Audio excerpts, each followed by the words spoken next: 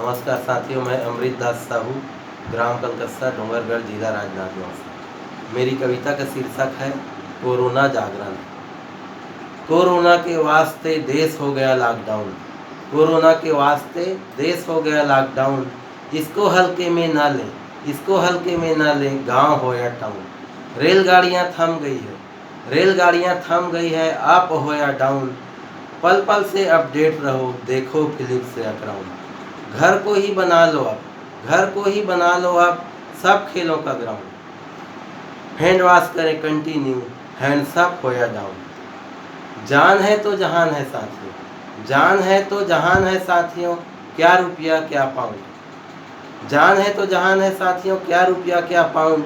बेमतलब का मत लगाओ साथियों, सड़कों पर तुम राउंड, सड़कों पर तुम राउंड। द्वार को समझे लक्ष्मण रेखा, द्वार को समझे लक्ष्मण रेखा, मत लांघो कंपाउंड। मोदी जी की प्रार्थना स्वीकारो, हो जाओ अंडरग्राउंड, हो जाओ अंडरग्राउंड। मेडिकल पुलिस स्वच्छता विभाग के लिए, मेडिकल पुलिस स्वच्छता विभाग के लिए करें प्रार्थना, करें उन पर प्राउड। धन्यवाद।